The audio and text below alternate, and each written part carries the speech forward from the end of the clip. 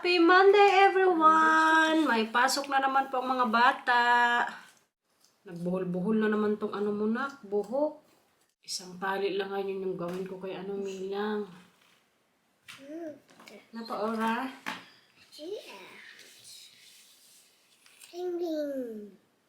Matthew, exact, mag-almusal na.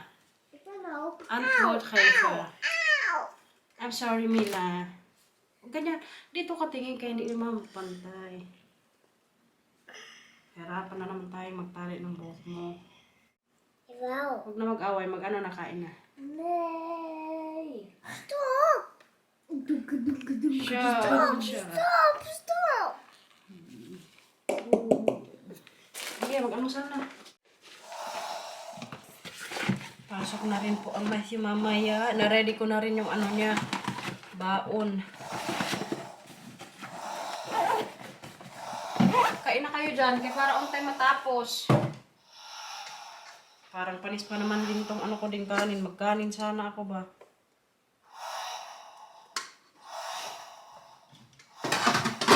Matthew, Aksi. Ay, linis time na naman tayo mamaya dito sa bahay kasi may bisita po kami mamayang ano hapon. Tsaka dito din mag-dinner yung kaibigan namin na ano Marcel na Dutch. Kaya habang nasa school mamaya yung mga bata, maglinis din ako. Vacuum. Ano yan? Er komt iemand eten hier. Alam mo kung sino? Die komt er dan. Tante Rita. Magpunta dito ako sa Tante Rita. May natira pa palang mangga dito guys. Yung binili ko to sa ano Black Bazaar. Kasi siya masyadong masarap po. Maar ik kan nog op school. Ah, hindi. Bahay ka na nung pag magpunta dito sa Tante Rita. Magpunta siya dito mga ano, few year.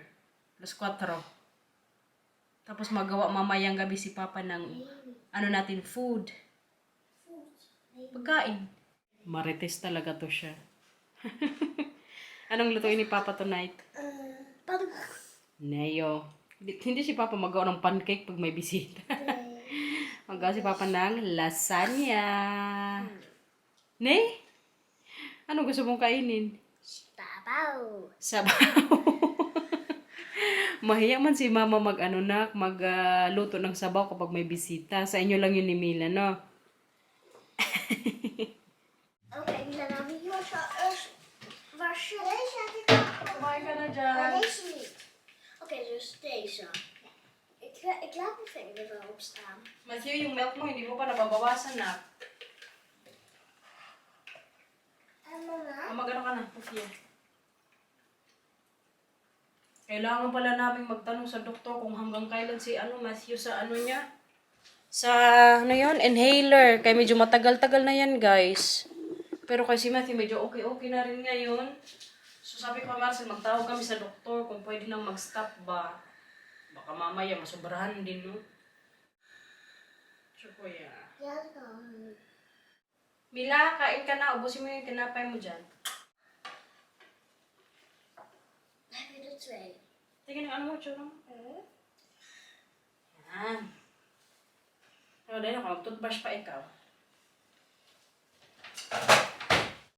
Kaya nasa school na yung mga bata. Linis na naman tayo. Ayusin ko itong ano namin dito. Kwarto. Kaya ito po lagi yung ginagawa ko. Pagkatapos namin i-prepare sila Matthew at Camila. Tsaka ko pa lang po inaayos yung ano namin ni Marcel higaan. Pati yung higaan ni Matthew at Mila. Yan po lagi yung ano ko, routine. Okay, hindi man tumanong mabigat na trabaho guys. Yan, okay na siguro to. Tapos maglaba din po ako ngayon. Ay, tingnan nyo naman yung labahan guys. Punong-puno na naman. Isang linggo lang to. Last week, naglaba din ako 2 salang. Pero kayo, isalang ko muna bago ako maglinis din sa ano baba. Si Marcel nandun, hinatid sila Matthew at Camila. Tapos pagkatapos niya doon, magpunta din siya sa ano niya. Katrabaho kasi hatid niya may check up yung pusa. Yung ninang niya ni Mas at Camila guys, nandun kasi ngayon yung asawa niya sa trabaho. So si Marcel yung mag-ano sa kanya, maghatid. Grabe no, ipacheck pa talaga yung pusa. Ganyan po sila dito kaano sa mga animals. Kamahal pa naman magpa-check up dito ng mga ganyan-ganyan, ba pusa or aso. Kaya ang Marcel, mamaya pa yan mag-uwi dito sa bahay. Pero ako man ngayon, mabisi tayo no. Maka 3 salon siguro ako ngayon. O 2. Pag medyo sakto sa 2 salon tong mga damit na to. Linisin rin natin mamaya yung kwarto ni Mila. Kailangan din pala ayusin ni Marcel yung sa ni Mila. Uy, sa bed. Pakita ko sa inyo mamaya yung sinasabi ko. Katagal na nun. May sakit din kasi yan minsan si Marcel eh. Yung mga ganyan-ganyan na paunti-unti na lang na trabaho. Hindi na niya yan minsan magawa-gawa. Guys, nakita nyo rin ba yung ngayon, bagong balita na naman? Ngayon lang po, manood ko yung balita. May na naman, yung Qatar Airways ata. Parang makatakot na magsakay ng airplane, uy. Yung isang babae nga na in-interview, yung sa Philippine Airlines, yung sa Singapore Airlines na nangyari, sabi pa nung babae, last na yun na flight ko, hindi na daw talaga siya magsakay sa aeroplano. Buti na lang daw kasi yun na nga yung flight pauwi sa Singapore. Kaya galing London nga yun yung nagkaroon ng turbulence. Makatakot lang, uy. Kaya ako ngayon matakot din ako masakay ng airplane ba. Buti na lang kaya hindi pa tayo mag-uwi din ng Pilipinas. Kaya no money pa. Pero yung mga ganong experience, no, parang makatrauma talaga yung mga ganon, guys. Kaya next time, pag magsakay ako ng aeroplano, i-make sure ko na talaga na nakalak yung yung seatbelt ba. Kaya dapat kayo din mag-ingat sa mga ganyan-ganyan. Tsaka lalo na yung mga nagre-remind sa aeroplano kung paano gamitin yung mga emergency na yung pag may mga ganyang turbulence or pag may emergency na mangyari sa plane. Yung alam nyo talaga yung gagawin nyo. Pero siguro pag nasa sitwasyon ka na talaga, no, hindi mo na rin kasi yan magawa-gawa ka agad. Baka syempre magpapanik ka na. Ma-share ko lang baka yun po yung nakita ko ngayon lang sa balita sa ABS. Tapos 12 hours pa yung na flight. Grabe no, makatakot.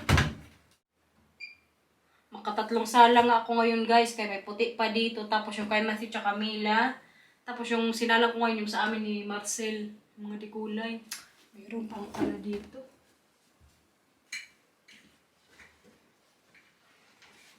Hindi na lang nakita natin.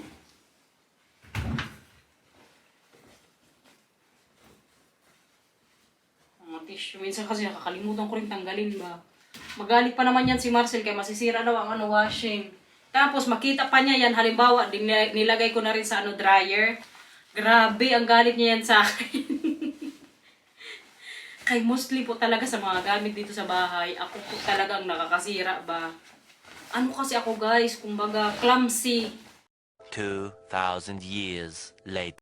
Ito yung sinasabi ko sa inyo dito guys. Wait lang. Kaya nakakalat na naman ito dito. Mga batang po talaga. Naglaro na naman dito si Mila tsaka Matthew kanina eh. Yung ito ba katagal na po nito dito. Kasi dapat dito to sa ni Mila ba. Sa ilalim ng niya bed. Lagayan ata yan ng mga damit pa. Kailan pa ito nalagay ni Marcel nung tatlong si Mila, 3 years old. Ang mudra tumatawag. Natin. Good morning! Kumusta? Parang malungkot ka Hello? naman, nagkino ang kamera. Kaya nagbablog ako, tumawag ka. Kumusta? Mag-hi ka sa mga subscribers. Okay naman. Good morning sa iyong lahat. Kumusta si tatay? Happy mother. Very happy, parang malungkot yung mukha mo. Hello, kumusta? Si tatay, guys. Inuubo yan siya. Ha? Isarapo. Dito sa Isarapo. Yun lang. Usapin ko muna si Mudra. So, yun na nga, guys. Katatapos lang namin mag-usap ni nanay. May check-up dapat ngayon si tatay. Kaya yung sa ubo nga niya, medyo naglala-lala. Kaso kayong doktor na wala ngayon doon. Kaya siguro sa Wednesday na lang yung check-up ni tatay. Wow, ko ng quadrabels. Kadami niya niyang dinaramdam sa ano niya ba, katawan. Ay. Pero kayun guys, ito nga yung sinasabi ko sa inyo, oh. Itong ano na to ba, mag-iisang taon na yan dyan.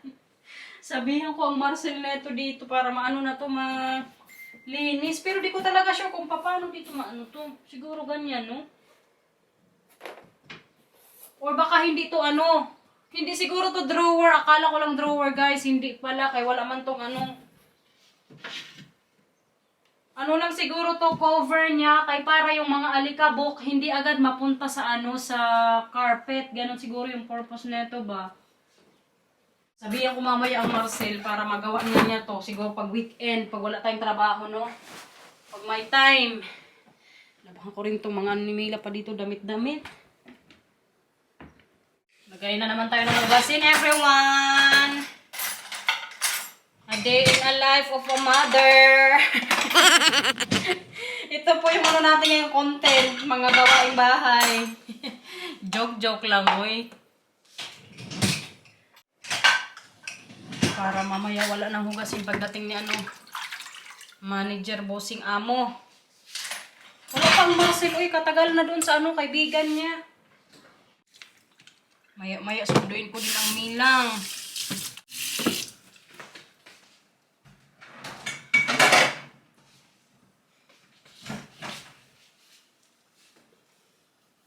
Kung hindi nga lang basta doon sa ano ngayong garden, baka nag-ano din ako ng grass. Naggupit na naman, tas nilinis yung garden. Lalo na sa front, kay kadami na namang mga damo-damo ba. Pero kay basa pa kasi sa ano labas. Kaya nag-ulan kahapon ano, buong araw. Kaya mag-vacuum na lang siguro ako, guys. A few moments later. Sundo time, guys. Dala-dala na naman natin yung bisikleta ng Milang. Kasi ito po yung request niya kapag ako yung magsundo sa kanya. Dalhin ko daw yung ano, bisikleta niya. Walking bike. Maganda kasi ngayon yung weather. I mean, hindi maulan. So ako magsundo. Kala ko kanina mag-ambon. Buti na lang hindi. Kaya kung sakaling nag-ambon, ang nagsundo sana si ano, Marcel. Hindi na siguro kayo magpakain ng ano, baby, kaya tinapon ko na lang yung ano, tinapay. Medyo may ano na rin kasi. Madunot ba, yung bulok na. Kawawa naman ko, pakain pa yun sa baby, no? Baka mamaya, maano pa sila, malason. Medyo nagugutom na nga ako, oy. Kaya kagabi po hindi ako nag-dinner, tapos kaninang umaga, nag-ano lang ako, kape, tsaka kunting-kunting tinapay. Pero ngayong tanghali, magsabay kami ni Mila, magtinapay ako, guys. Kaya nag-walking din ako, kaya para exercise din, no? Nabisi din naman kanina sa bahay, pero kaya mas maganda rin maglalakad-lakad ba. Andito na po ang Milang. Happy na naman, kaya nakapag-walking bike siya. Nakpababa, nakibalance mo. Tingnan natin kung hindi na siya matakot. Come on! Balance! Iangat ang paa. Hindi pa talaga siya ready. Come on! Siya. Dati siya akot. Dito sana kami magpakain ng baby, oh. Kaso kay wala man tayong tinapay. Opo, anxious. Sira na kasi yung tinapay sa bahay na. Kawawa naman pag ipakain natin sa kanila. Ayan, oh. Maghingi siguro yan ng tinapay. Wala po kaming tinapay. Kumamila. Pakainin na lang daw ng bulaklak, sabi namin. Kawawa din, no, pag pinakain natin yung mga bulaklak yung baby ba. Chamila. Mamaya doon sa burok, okay? Ayan, nilibang na yung sarili niya, oh. Siya. Doon naman sa kabila, anak. Doon naman sa kabila. Dali mo yung ano mo. Fits mo.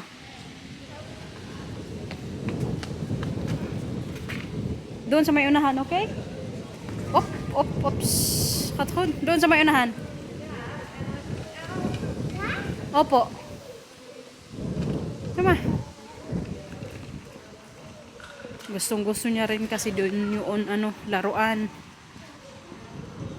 Siya. Ano yan? Ano? Nap siya? Nagpilyo-pilyo na naman ang Milang. Kawa!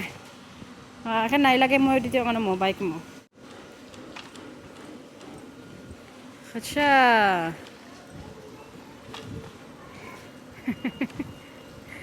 Moy Mila?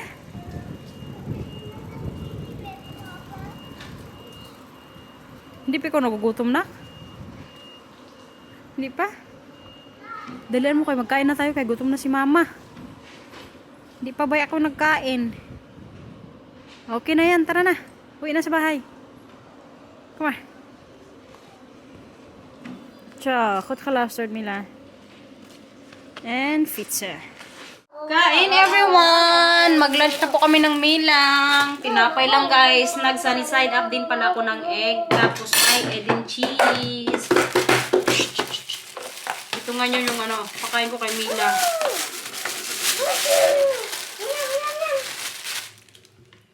Ilagay ni mama. Mag-egg and cheese ang Milang. Kaya favorite niya to, di ba? Alam nyo naman, pag may egg and cheese dito sa bahay, siya po talaga lang ang ano, makaubos. Gewoon brood. Hawak na mama. Tsa. Parang kasarap magtinapay guys with egg and cheese tsaka ano egg. Ang Marcel pa-aris na rin to eh. Kaya magsundo kay ano Matthew.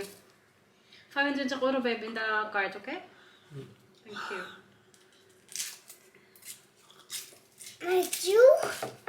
Ik heb 3 keer gezwaaid. Ano kita mo si Heb je kuya? jou gezwaaid? Goed siya. 3 keer. Jou Kita gezwaaid? daw doon sila sa ano, school. Of ging je je tong weer uitsteken? Nee. Gelukkig niet hè. Bloemetje geven aan Matthew. Oh, Dat is lief. nagbigay ka ulit ng bulaklak kay kuya. Nak, sino yung may birthday sa school? Kay may nag-ano kanina doon, kanta. Sino may birthday doon? Weet niet meer. Is er weer een kindje jarig? Kain muna kami everyone. Help me, mommy. Oh, help pa? Andito na rin po ang kuya. Tsurang manong. Kagagaling lang yan sa school guys. Maglabas daw sila ngayon ni Mila. Oo na lang tayo kaya hindi din masyadong maaraw. Para magtahimik dito sa bahay. Slippers? Opo, mag-slippers lang. Mag-ano kayo, mag-hutsa. Sokken ook uit? Nee, hindi. Magtanggal ng medyas. Mag-ano kayo ha, mag-sombrero. Maya kasi magdating na yung bisita namin. Mag-ano ko ng bahay, mag-map. Kaya nakapag-vacuum na ako kanina bago ko masundo ang Milang. Mag-map naman po ako mamaya. Kaya pag nandito yung dalawa na ako, magulo-gulo lang yan. Kaya pinalabas ko muna. Atcha.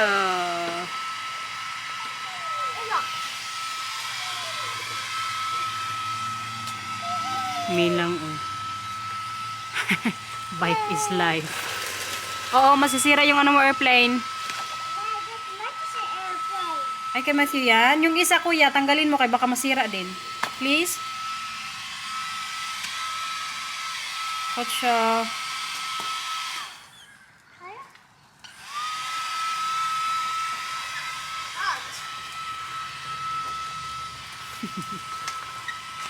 Maggawa na palang Marcel ng lasagna, everyone. Ito pala yung mga gagamitin niya. May cheddar cheese. And this one, babe? What is it? Oh, carbonara. Ito siya, guys. Tapos, dalawang, giniling. Tapos yung sa pasta niya, ito siya. Grand Italian, pasta. Tapos, ang pa-ketchup. Tapos ito. Pakita ko na rin sa inyo. Pangdagdag dito na minutes. What is it? What is that? I thought you were looking at me. You want to say something? No. Of een dish. Okay. Pangdagdag din to ng minuto. Ilan na kayong nagawa nating vlog today? Para matapos ko rin ngayong araw, guys. Kay later, pag dumating si Rita, yung kaibigan nga namin, hindi na ako makapag-vlog. Tingnan nyo pala yung dalawa sa labas. Grabe po yung ginawa nila sa garden. Ito lang talaga ang hindian ko na palabasin tong dalawa na hindi kami magbantay ni Marcel ba. Kaya tingnan yung ginawa nila dito. Oh. Yung mga buhangin nilagay dyan. Kalilinis ko lang po niyan dyan. Tapos, yung itsura nilang dalawa, tingnan nyo. Patingin ng ano mo dyan, itsura mo ano. O, ito, may paano pa, o. Ano yan? Anong hinawakan mo? O, patingin ng ano kamay. Diba? Naka-white pa yan. Kijk mijne. O, pati din siya. O, pakitang kamay, pakitang kamay.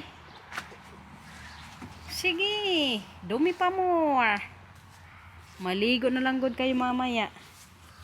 Pagdating mamaya, tanterita, kadumi yung dalawa. Bahala kayo, ha? Mama, maar straks kunnen we handen wassen. Nung handa ba siya? Maligo ka mamaya, kay kadumi mo. Tsura mo manang. En nee, maar anders is de bot ook vies. Oo, magbihis ka pati mamaya yung brook mo kay kadumi, okay? Maya-maya kasi magdating na yung ano namin bisita. Ay, nako, itong mga batang to. Pero kahinayaan ko na lang guys, magdumi-dumi. Linisin ko na lang din talaga mamaya. Kailangan lang talaga ng mahabang pasensya pag ganyan. Lalo kayo may mga buhangin, tapos kanina naglaro pa sila sa tubig. Hindi mas lalong nadumihan. Can I help you? Or should I slice something? Ja, die kunnen wel klein. Okay. Teamwork kami ngayon ni Marcel. Yes. Kaya para mas mabilis matapos tong ano natin lasagna. Masarap din kasi to si Marcel magawa ng mga pasta-pasta ba. Masarap sana din to, may fried chicken mamaya. Kaso hindi po ako magawa. Kasi yung bisita namin baka ma-overwhelm sa mga karne ba. Feeling ko diet pa naman yan si Rita. Kaya hindi na siguro ako magawa ng fried chicken. A few moments later. Lasagna guys. Yummy. Grabe ang cheese na nilagay ni Marcelo. Kakapal. Tapos yung salad po. Nagdina na kami ngayon. At ang wine. Paubos na din. Nakaisang ano na ko dito, glass ba. Kaalis lang ng bisita guys. Makapaglinis na tayo ng kusina, no? Kadami na naman natin kakain ba. Kasarap kasi ng gawang lasagna ni Marcel. Ano pa? Kunin mo yun. Mag-iPad ka, ayun, oh. Kaya naubos mo yung pagkain nyo kanina. Nee, want ik ben niet op. Ano pa? Nee, want ik ben niet op mijn pizza. Oh, good siya. Oh. Sinipon na naman ako. Uy, nakapahin kasi mama ng Dukia, please. Ja. Thank you. Kinapora. Ayun ako tissue. Thank you. O siya. Pakita ko pala sa inyo mamaya yung binigay niya ding gift. Dito po kasi sa Holland guys, kapag magdalaw-dalaw yung mga friends or family, kadalasan po may dala po yan silang gift. Kanina yung dinala ni Rita para sa amin, bulaklak para sa garden. O pwede din nga siya sa sa front. Kaso ang Marcel ayaw po ilagay doon sa front garden namin kaya baka daw manakaw. May mga nagnanakaw din po kasi ng mga halaman dito minsan. Lalo na dati dyan sa garden namin, may nagpunta din dyang parang sabog ba, adik. Buti na lang kayong namin, yung doorbell, ring bell siya. Kung baga makikita namin sa labas kung sino yung nandun. Tapos dati, may notification na naglabas sa cellphone namin na may tao nga sa labas. Alam nyo, nung nakita namin sa camera, sabog talaga yung lalaki ba. Malaman nyo talaga na sabog ang tao kaya parang hindi nila alam yung ginagawa nila ba. Kaya nagtago na siya sa may container namin. Kaya hinahanap na pala siya ng pulis. Buti na lang kayong kapitbahay namin, nakita rin siya. Tumawag ata ng 112. Kaya nagpunta po dito banda sa street namin yung pulis.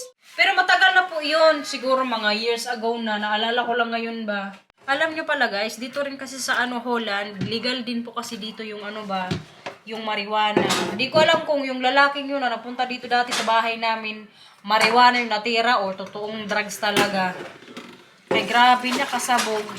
Nung isang gabi nga din, nung ako naglalaro ng badminton, nung nagbisikleta lang ako, may nadaanan din po akong lalaki na sa talaga siya, daan. Baga dito yung namin, yung dadaanan ng bisikleta. Tapos siya naman dito nakahiga. Tapos may sinasabi siyang mga pangit na mga words ba. Tapos dinadaanan na siya ng mga tao, pinagtitingin na nga siya eh. Ako naman, natakot na nung time na yun, baka mamay biglang magsunggab. Dito yung ibang tao, marites din eh, magtingin lang talaga. Tapos may isang lalaki din po na lumapit sa ano na yun, sa taong yun, yung sabog sa droga. Sabi pa sa kanya, oh, anong ginagawa mo dyan? Yung parang pinapagalitan siya. Yung lalaking ano, nakadroga, wala lang man siya, oy, magsigaw-sigaw lang talaga siya, yung magmura. Pero baka may dumating din siguro na pulis ng time na yun. Kaya ako, hindi na ako nagtambay doon eh. Kaya pag ganun, matakot man ako, guys. Nagbisiklete lang kasi ako last week nung naglaro ako ng badminton. So yun na, sinasabi ko sa inyo guys kanina, yung ano kasi dito, marijuana, legal po talaga. Pero may limit ka lang po na ano, kilos or grams na pwede mo lang bilhin sa ano store. Ikwento ko pala sa inyo yung kapitbahay namin dito ba. Dati kasi parang 5 years ago or almost 10 years ago, si Marcel, yung kapitbahay niya dito, hindi niya alam na nagtanim pala ng ano, marijuana sa taas ng bahay nila. Delikado pa naman daw yun, sabi ni Marcel. Pero wala po talaga siyang kalam-alam na may mga kababalaghan na ngang nangyayari dito sa ano na, niya, kapitbahay. Kasi Marcel po kasi 20 years na yan dito nakatira sa bahay na to eh. So yun na nga. Tapos nung time na yun ata, parang yung ano dito, kumbaga sa Meralco, kung sa atin, nagtaka na yung ano nila dito, yung electricity, kataas ng usage. Hala, kaya ang nangyari pala, na-detect nila na may isang bahay dito na may parang pond. Tapos, nung nalaman yun ni Marcel, doon pa lang niya na-realize na grabe kadelikado nung ginawa nung ano niya dito kapitbahay. Tapos, alam niyo yung kapitbahay namin na yun, nakulong po, siguro mga ilang months. Tapos nung nakulong yung lalaki, yung asawa niyo nun kasi ano, Asian and Vietnamese. So umuwi muna ata yung babae sa Vietnam. Tapos nung nakalayo na yung asawa niya, bumalik na sila ulit dito sa ano, bahay na to. Akala ko nga maririmata or makukuha sa kanila yung bahay, yung hindi na sila pwedeng patirahin dito. Pero hindi ganoon yung nangyari. Kaya ngayon sila pa rin po yung kapitbahay namin. Pero wala po kaming masyadong connection or hindi kami masyadong nag-uusap. Pero wala din po kaming issue sa isa't isa ba. Kumbaga mag-hi-hello lang pero yung maging close kayo hindi po. Ay delikado nga pala yun yung ginawa nila kasi gumagamit sila ng kumbaga electricity tapos parang in-underground nila para hindi masyadong mahalata ng gobyerno dito o yung Meralco kung sa atin. Pero kay magaling man kasi din dito yung mga police or kung ano-ano man. So yun, nahuli sila. Pero kay ngayon, alam nyo, minsan iniisip ko baka mamaya may ginagawa na naman kababalaghan dyan sa nila ba, sa 3rd floor. Pero kay sana wag naman. Kasi posible din palang masunog yung na yun, yung bahay nila nung time na yun. Kasi ang ginawa nila guys, alam nyo yung pag magtanim tayo ng halaman sa garden, yung parang may plastic or may bahay-bahay kayo na para warm lang yung na yun, yung mga halaman. Ayan po yung ginawa ng nila ni Marcel kapitbahay dati. Kung baga nagtayo ng garden ng or mga halaman na puro marijuana. Tapos may paano lang sila sa taas generator para siguro mainit nga lang yung sa temperature ng ng mga halaman.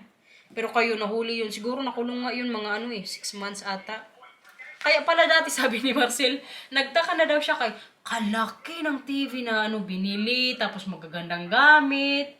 Kumbaga, grabe na makayaman nito. Yung isip lang pa ni Marcel dati, sabi niya sa akin, kaya nakwento man lang niya sa akin yun nung na-meet ko na nga siya, yung experience niya sa kapitbahay niya.